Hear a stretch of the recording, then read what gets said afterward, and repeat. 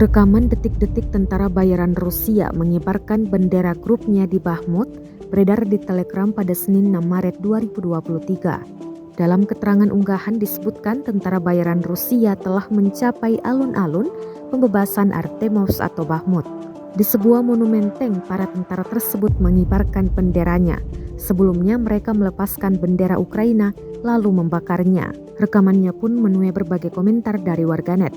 Pasukan Rusia menggencarkan serangan untuk merebut kota Bakhmut di Ukraina Timur dan pasukan Ukraina berusaha keras mempertahankannya. Penduduk kota semakin sulit untuk bertahan hidup. Pasukan Ukraina juga berkomitmen untuk memukul mundur pasukan Rusia. Bakhmut di garis depan wilayah Donetsk memiliki populasi sebelum perang sebanyak 70.000, tetapi sekarang pejabat Ukraina memperkirakan kurang dari 5.000 warga sipil yang tersisa. Analis mengatakan kota itu lebih simbolis daripada nilai strategis sebagai pintu gerbang ke kota-kota lebih jauh ke barat di wilayah Donetsk.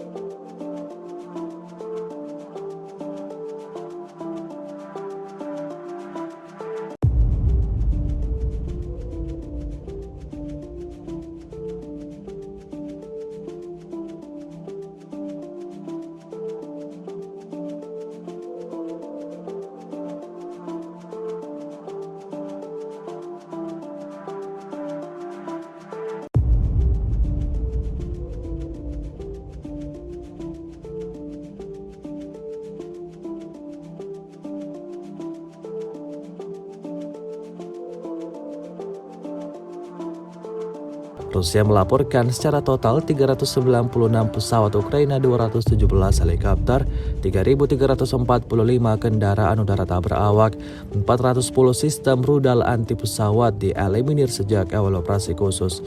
Sementara itu dari kubu Kiev, Kementerian Pertahanan Ukraina melaporkan 650 tentara Rusia dieliminir dalam 24 jam terakhir. Total 153.770 prajurit Federasi Rusia meninggal sejak awal konflik hingga hari ke-376.